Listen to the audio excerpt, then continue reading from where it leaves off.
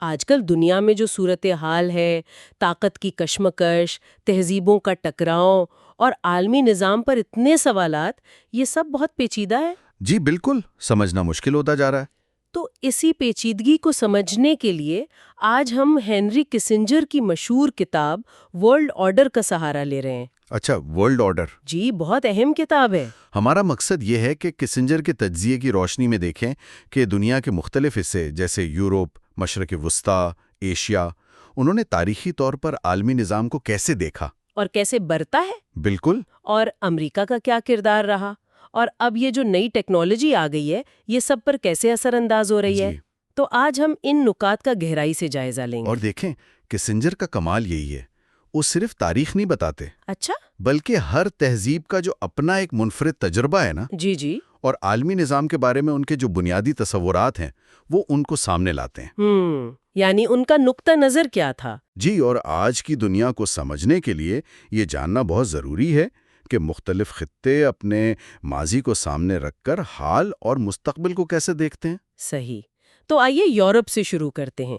Kissinger کہتے ہیں کہ یورپ جو ہے، رومن سلطنت کے زوال کے بعد وہ ہمیشہ سے کئی ریاستوں میں بٹا رہا۔ جی ہاں، فریگمنٹڈ تھا۔ یہ صورتحال مثلاً چین یا اسلامی دنیا کی جو بڑی سلطنتیں تھیں ان سے مختلف تھی۔ بالکل مختلف۔ تو سوال یہ ہے کہ اس بٹوارے سے، اس فریگمنٹیشن سے ایک نظام کیسے بن گیا؟ یہ بڑا دلچسپ سوال ہے۔ اصل میں یورپ نے اسی کثرت پرستی کو ایک نظام میں ڈھالا، اور اس کی سب سے اہم کڑی تھی 1648 کا پیس آف ویسٹفالیا۔ ویسٹفالیا 1648، یہ 30 سالہ جنگ کے بعد ہوا تھا؟ جی ہاں، وہ تباہ کن مذہبی جنگ تھی۔ اس کے بعد یہ طے پایا کہ بھئی ریاست یعنی اسٹیٹ عالمی نظام کی بنیادی اکالی ہوگی۔ ٹھیک۔ اور ہر ریاست اپنے اندرونی معاملات میں، جیسے مذہب وغیرہ، اس میں خود مختار ہوگی، سوورن۔ اور دوسری ریاستیں مداخلت نہیں کریں گی؟ بالکل، عدم مداخلت، یہ اصول آج تک بین الاقوامی قانون کی بنیاد سمجھا جاتا ہے، چاہے اس پر عمل ہو نہ ہو۔ اور اسی دوران فرانس کے کارڈینل ریشلو نے ایک اور اہم نظریہ پیش کیا، ریزوں دیتا۔ ریزوں دیتا یعنی ریاستی مفاد سب سے اوپر، ریاست کا اپنا مفاد جو حکمران کی ذات یا مذہب سے بھی زیادہ اہم ہے۔ اچھا، تو یہ اصول تو بن گئے، لیکن اتنی ساری خود مختار ریاستیں تھیں، یہ آپس میں لڑنے سے کیسے بچیں؟ یہیں پر وہ طاقت کے توازن والی بات آتی ہے۔ بالکل وہی، بیلنس آف پاور۔ بنیادی خیال یہ تھا کہ کوئی ایک ریاست اتنی زیادہ طاقتور نہ ہو جائے کہ باقی سب پر حاوی ہو جائے۔ تو وہ اتحاد بناتے تھے؟ جی، ریاستیں آپس میں اتحاد بناتیں، کبھی ایک کا ساتھ دیا، کبھی دوسرے کا، تاکہ توازن بنا رہے۔ خارجہ پالیسی کا مقصد ہی یہی بن گیا کہ یہ توازن برقرار رکھا جائے۔ اور برطانیہ کا کردار اس میں بیلنسر کا تھا؟ اکثر، جی، وہ دیکھتا تھا کہ براعظم یورپ پر کون زیادہ طاقتور ہو رہا ہے، اور پھر اس کے مخالفوں کا ساتھ دیتا تھا۔ لیکن یہ توازن ہمیشہ تو قائم نہیں رہا ہوگا۔ تاریخ میں تو بڑی بڑی جنگیں ہوئیں۔ یقیناً اسے چیلنجز درپیش آئے۔ نیپولین بوناپارٹ ایک بہت بڑا چیلنج تھا۔ اچھا؟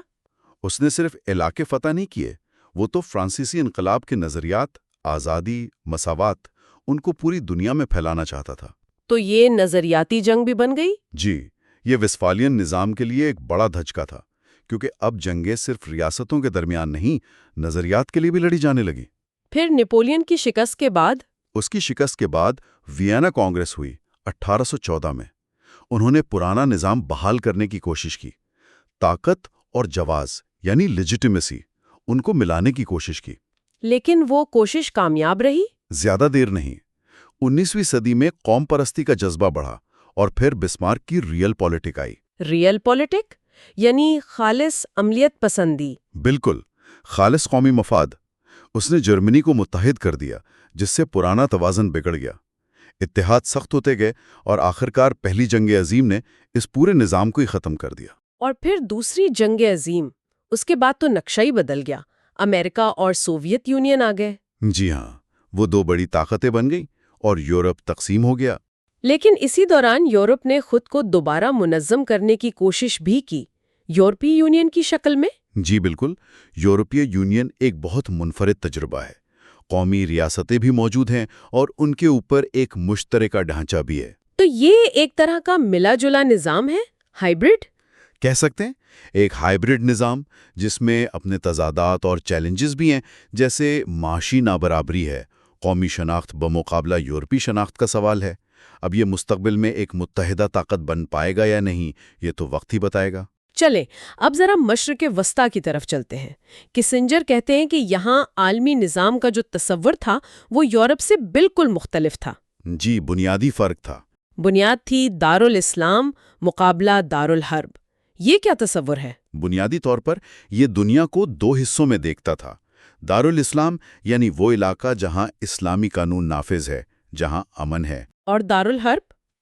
وہ علاقہ جسے ابھی اسلامی نظام کے تحت لانا باقی ہے۔ حرب یعنی جنگ، اور اس مقصد کے لیے جو جد و جہد ہے جسے جہاد کہا جاتا ہے۔ جس کے معنی صرف جنگ نہیں ہے۔ نہیں، اس کے وسیع معنی ہیں، کوشش، جد و جہد۔ یہ ایک فرض سمجھا جاتا تھا۔ اب یہ دیکھیں، یہ ویسٹفالین نظام سے کتنا مختلف ہے۔ وہ ریاستوں کی برابری اور عدم مداخلت کی بات کرتا ہے، جبکہ یہاں ایک عالمگیر پیغام کی بات ہے۔ جی، ایک عالمگیر پیغام، ریاستوں کی سرحدوں سے بالاتر۔ اور پھر جب سلطنت عثمانیہ کا زوال ہوا اور مغربی طاقتوں نے یہاں ویسٹفالین ماڈل یعنی قومی ریاستیں بنانے کی کوشش کی، سائکس پائکو معاہدہ وغیرہ، تو اس کا کیا رد عمل ہوا؟ لگتا ہے یہ ماڈل یہاں ٹھیک سے بیٹھا نہیں۔ بالکل نہیں۔ سلطنت عثمانیہ کا خاتمہ، پھر خلافت کا خاتمہ 1924 میں، اس نے ایک بہت بڑا خلا پیدا کر دیا، اور اس کے رد عمل میں دو بڑی لہریں سامنے آئیں۔ کون کون سی؟ ایک تو تھی سیکولر قوم پرستی، جیسے مصر میں ناصر تھے، ان کا پین عربزم کا نعرہ۔ ٹھیک۔ اور دوسرا تھا سیاسی اسلام، جیسے اخوان المسلمون۔ ان کا بنیادی نقطہ یہ تھا کہ وفاداری قومی ریاست سے نہیں بلکہ عالمگیر اسلامی امت سے ہونی چاہیے۔ اچھا، تو یہ ریاست کے تصور کو چیلنج کر رہے تھے؟ جی، سید قطب جیسے جو نظریاتی رہنما تھے، انہوں نے تو موجودہ ریاستی نظام کو جاہلیت قرار دے دیا۔ تو یہ ایک کشمکش شروع ہوئی جو آج تک جاری ہے، قومی ریاست کا تصور بمقابلہ امت کا تصور۔ اور عرب بہار کے بعد تو یہ صورتحال اور بھی پیچیدہ ہو گئی ہے۔ اب تو کئی ریاستیں ٹوٹ پھوٹ کا شکار نظر آتی ہیں۔ جی ہاں، بالکل۔ عرب بہار نے شروع میں جمہوریت کی ایک امید تو دلائی تھی، لیکن بہت جلد یہ آمرانہ حکومتوں اور مختلف اسلامی گروہوں کے درمیان خانہ جنگی میں بدل گئی۔ شام، عراق، لیبیا، یمن، یہ سب اس کی مثالیں ہیں۔ ریاست کا اپنا تصور ہی کمزور پڑ گیا، سرحدیں غیر اہم لگنے لگیں، اور وفاداریاں وہ قبائلی اور فرقہ وارانہ بنیادوں پر چلی گئیں، اور غیر ریاستی عناصر جیسے داعش وہ مضبوط ہو گئے۔ اس ساری صورتحال میں ایران اور سعودی عرب کا کردار بہت اہم لگتا ہے۔ ان کی پالیسیوں میں بھی ایک تضاد سا نظر آتا ہے۔ بالکل۔ سعودی عرب کو دیکھیں تو ایک طرف وہ امریکہ کا اتحادی ہے، عالمی نظام کا حصہ ہے، دوسری طرف وہابیت کا مرکز ہے۔ اسے اندرونی اور بیرونی دونوں طرح کے خطرات کا سامنا ہے۔ اور ایران؟ ایران 1979 کے انقلاب کے بعد خود کو اسلامی انقلاب کا علمبردار سمجھتا ہے، جو مغربی اثر و رسوخ کو چیلنج کرے۔ تو اس کی پالیسی میں بھی ایک دوہرا پن ہے۔ ایک طرف انقلابی نظریات ہیں، عالمی اسلامی اتھارٹی کی بات ہے، اور دوسری طرف وہ ویسٹفالین نظام کے تحت اپنے ریاستی مفادات کا تحفظ بھی کرتا ہے، اقوام متحدہ کا رکن بھی ہے، اور حزب اللہ جیسے غیر ریاستی عناصر کے ذریعے اپنا علاقائی اثر رسوخ بھی بڑھاتا ہے۔ دونوں ممالک اصل میں خطے میں اپنا اثر بڑھانے کی کوشش کر رہے ہیں۔ تو خلاصہ یہ ہوا کہ مشرق وسطیٰ میں ویسٹفالین ریاست کا جو ماڈل تھا وہ پوری طرح جڑ نہیں پکڑ سکا۔ جی، نہیں پکڑ سکا۔ اور خطہ ایک نئے غیر یقینی نظام کی طرف بڑھ رہا ہے۔ بالکل، ریاستیں کمزور ہیں اور ایک نئے علاقائی توازن کی تلاش جاری ہے۔ اچھا، اب ایشیا کی طرف آتے ہیں۔ کسنجر کا کہنا ہے کہ ایشیا بطور ایک اکائی مغربی تسلط سے پہلے کوئی تصور نہیں تھا۔ یہ تو ناقابل یقین حد تک متنوع خطہ ہے۔ جی، یہ بہت اہم نقطہ ہے۔ اور یہاں ویسٹفالین نظام نوآبادیات کے ذریعے آیا۔ جی، مسلط کیا گیا، اور یورپ کے برعکس ایشیا میں تاریخی طور پر عالمی نظام کا تصور ریاستوں کی برابری پر نہیں تھا، سوورن ایکوالٹی پر۔ تو پھر کس چیز پر تھا؟ وہ درجہ بندی یعنی ہائرارکی پر مبنی تھا۔ خاص طور پر چین کا تصور تو سائنو سینٹرک تھا۔ سائنو سینٹرک یعنی چین مرکز میں ہے؟ جی، چین تہذیب کا مرکز ہے اور باقی ریاستیں اس کے ماتحت ہیں جو اسے خراج پیش کرتی ہیں۔ یہ ایک لچکدار نظام ضرور تھا لیکن برابری کا نہیں تھا۔ تو اس مختلف پس منظر کے ساتھ جاپان اور بھارت نے جدید دنیا کا سامنا کیسے کیا؟ ان کے راستے تو کافی مختلف رہے ہیں۔ ہاں، بہت مختلف۔ جاپان کا رد عمل تو بہت ڈرامائی تھا۔ 19ویں صدی میں جب مغربی طاقتوں کا دباؤ آیا تو جاپان میں میجی بحالی کے ذریعے خود کو تیزی سے بدلا۔ مغربی ٹیکنالوجی اور نظام اپنائے؟ جی، تاکہ وہ ان کا مقابلہ کر سکے، اور وہ کامیاب بھی رہا۔ اس نے روس کو شکست دی، چین کو شکست دی، لیکن پھر وہ خود توسیع پسندی کی راہ پر چل نکلا۔ جس کا انجام دوسری جنگ عظیم میں شکست پر ہوا۔ بالکل، اور شکست کے بعد اس نے پھر خود کو بدلا، امن پسندی اپنائی، معاشی ترقی پر توجہ دی، اور آج چین کے عروج کے ساتھ جاپان پھر اپنی پالیسیاں بدل رہا ہے۔ اور بھارت، اس کی کیا کہانی ہے؟ بھارت تو ایک بہت قدیم تہذیب ہے۔ اس کی تاریخ ریاستی سرحدوں سے زیادہ ثقافتی تسلسل سے جڑی ہے۔ یہاں ریاستی حکمت عملی کی روایت بھی بہت پرانی ہے، جیسے کوٹلیا کی ارتھ شاستر، 4 صدی قبل مسیح کی۔ جی، پھر برٹش راج نے اسے جدید ریاست کی شکل دی۔ آزادی کے بعد نہرو نے غیر وابستگی کی پالیسی اپنائی، نان الائنمنٹ، سرد جنگ کے دونوں بلاکوں سے الگ رہنا۔ اور اب آج بھارت ایک بڑی ابھرتی ہوئی طاقت ہے، اور وہ اپنی خارجہ پالیسی میں وہ قدیم ارتھ شاستر والی حقیقت پسندی، ریاستی مفاد اور جدید عالمی اصولوں کو ملانے کی کوشش کرتا نظر آتا ہے۔ تو کیا ایشیا میں کوئی مشترکہ نظام ابھر رہا ہے، یا یہ اب بھی مختلف طاقتوں کا اکھاڑا ہی ہے؟ کوئی واضح ایشیائی نظام ویسا نہیں ہے جیسا یورپ میں تھا۔ بیرونی طاقتوں کا، خاص طور پر امریکہ کا کردار ہمیشہ بہت اہم رہا ہے۔ تو ویسٹ فیلین اصول اپنائے تو گئے ہیں نا؟ رسمی طور پر تو موجود ہیں، لیکن عملی طور پر وہ پرانی روایات، درجہ بندی کا احساس، لچکدار تعلقات، وہ اب بھی نظر آتے ہیں۔ اور آج سب سے بڑا سوال؟ آج سب سے بڑا سوال امریکہ اور چین کے تعلقات کا ہے۔ بہت سے لوگ وہ تھوسیڈائڈس ٹریپ کا ذکر کرتے ہیں، یعنی یہ خطرہ کہ ایک ابھرتی ہوئی طاقت اور ایک قائم طاقت کے درمیان تصادم ہوگا۔ جی، کہ تصادم تقریباً لازمی ہے۔ اب یہ تعلقات ایشیا اور پوری دنیا کے مستقبل کا تعین کریں گے۔ اب ذرا امریکہ کے کردار پر آتے ہیں۔ دوسری جنگ عظیم کے بعد سے امریکہ عالمی سطح پر غالب رہا ہے۔ کسنجر امریکی خارجہ پالیسی میں ایک مستقل تضاد کی بات کرتے ہیں۔ جی، وہ ایمبیولنس کہتے ہیں۔ ایک طرف امریکی استثنائیت پسندی ہے، امریکن ایکسپشنلزم، یعنی خود کو دنیا کے لیے مثال سمجھنا، اور دوسری طرف خالص قومی مفاد یعنی ریئلزم۔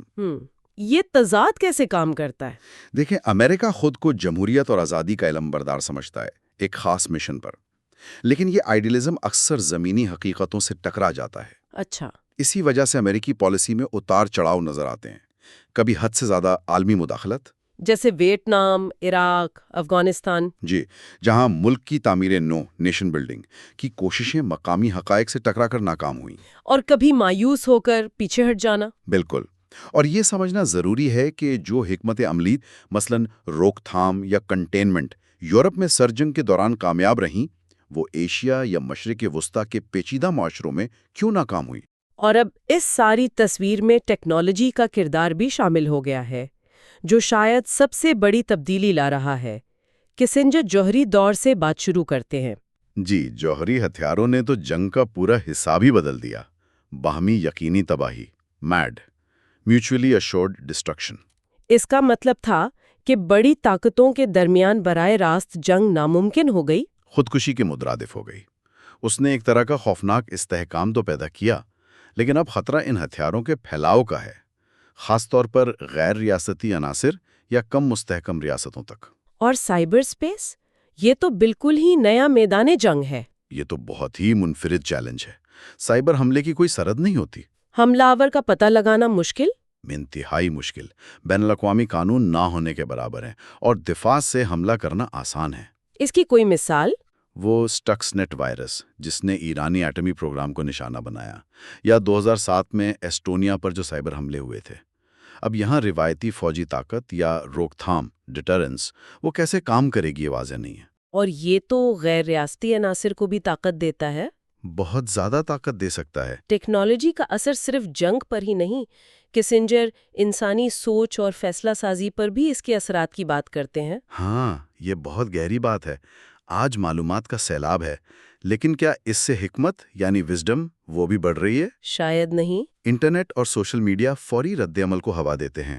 گہری سوچ، تاریخی تناظر وہ شاید کمزور ہو رہے ہیں۔ اور وہ فلٹر ببلز والی بات؟ جی، لوگ اپنے فلٹر ببلز میں رہتے ہیں، جہاں انہیں وہی سنائی دیتا ہے جو وہ پہلے سے مانتے ہیں یا سننا چاہتے ہیں۔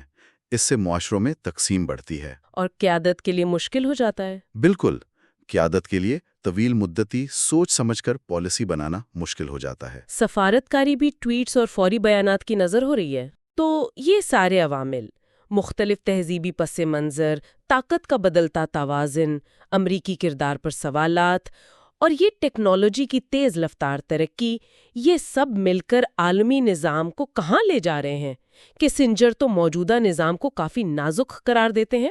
جی، وہ اس کی کئی بنیادی کمزوریاں بتاتے ہیں۔ ایک تو یہ کہ ریاست کا تصور ہی دباؤ میں ہے۔ کہیں ریاستیں کمزور ہو رہی ہیں، کہیں ان سے آگے بڑھنے کی کوشش ہے، کہیں غیر ریاستی عناصر زیادہ طاقتور ہیں۔ دوسرا معیشت عالمی ہو گئی ہے، لیکن سیاست اب بھی قومی یا علاقائی ہیں۔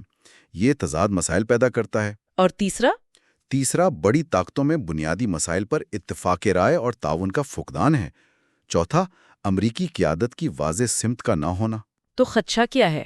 خدشہ یہ ہے کہ دنیا واضح حلقہ ہائے اثر سفیئرز آف انفلوئنس میں بڑھ جائے گی، جن کے قانون اور نظریات مختلف ہوں گے اور ان کے درمیان ٹکراؤ بڑھے گا۔ تو پھر آگے کا راستہ کیا ہو سکتا ہے؟